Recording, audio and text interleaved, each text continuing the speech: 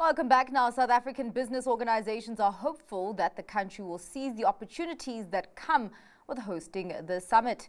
Meetings kicked off yesterday with in-depth discussions on how South Africa's industry could best leverage the upcoming G20 and the current B20 summit. Today, Standard Bank's chief economist, Goolam Ballim, joins us for a look into some ideas for B20 leaders. Thank you so much for your time, Goolam. Now, in terms of your assessment of South Africa's G20 presidency, I would imagine that it could not have come at a better time. What is your reading of the timing here? Timing is critical to the extent that the world is in flux. Geopolitics is back. In fact, you could argue it's revenge of geopolitics. And the world is seeking direction. They're seeking for some steer with respect to key themes like global multilateralism, the historical guardrails that has steered generations of society, and it is now in flux. There is geopolitical fragmentation and geoeconomic fragmentation.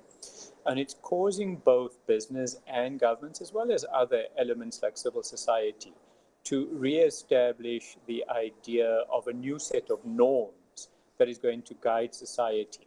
Admittedly, that is at a headline level. More practically, there's various work streams that is almost at a sectoral level going to attempt to drive the economic agenda.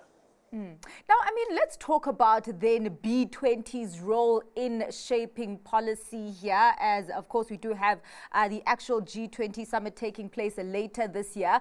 What are the pillars that need to support the voice of business in this effort?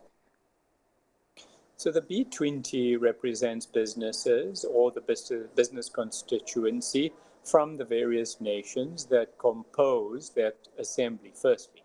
Secondly, there is a realization that over the last 30 years or so, globalization, meaning integrated people movement, capital flows, and trade, has helped to boost welfare in most places, and there are shortcomings. And now there's an attempt to continue industrialization, engagements across borders, and establish a recognition that institutional foundations are primary in terms of economic engagement. So whether it is agro-processing, of course, related to farming, beneficiation related to the mining sector, a recognition that the services economy, and especially the digital economy, continues to be a very meaningful source of global impetus.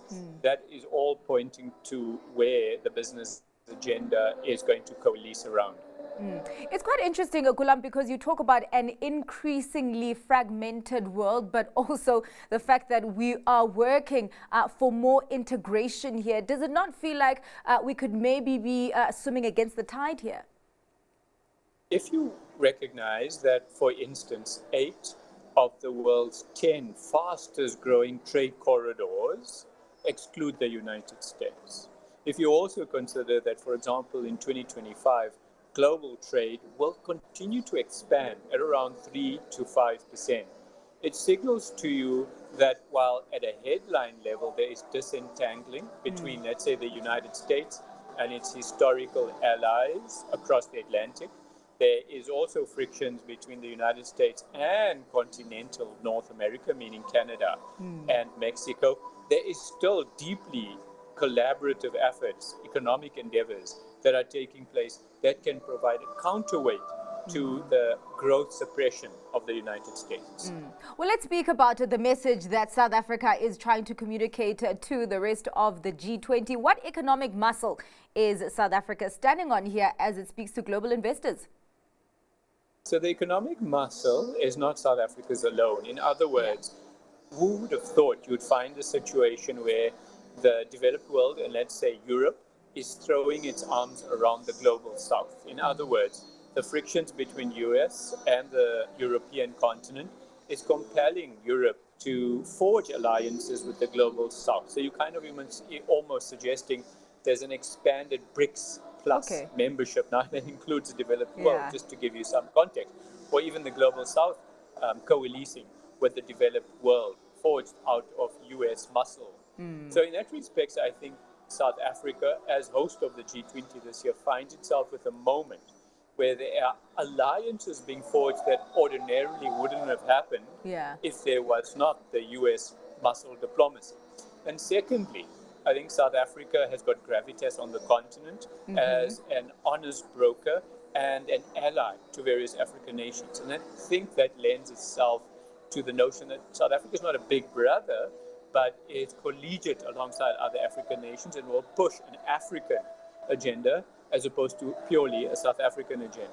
And then lastly, I think South Africa has just simply got gravitas, capability, a skill set to be able to contribute to a new global policy that is robust. Yeah.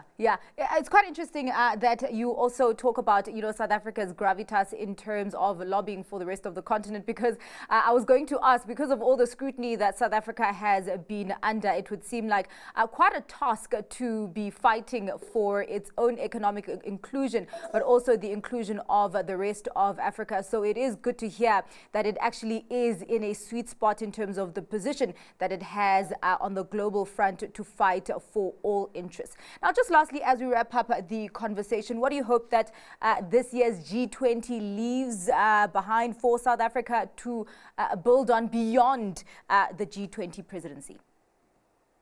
So, look, as I highlighted, this is a critical point in economic history where South Africa inherits a particular mandate that I would argue requires ambition and that perhaps South Africa didn't quite anticipate. But the G20 is a revolving process, and to the extent that it's revolving and we take over from Brazil, for that matter, it speaks to the notion that we can establish big and broad guardrails for the globe, and that can then be cemented and consolidated in subsequent years by subsequent hosts of the G20 and B20.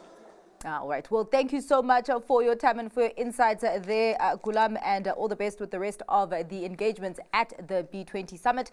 That was Goolam Ballim, Chief Economist and Head of Research at Standard Bank Group.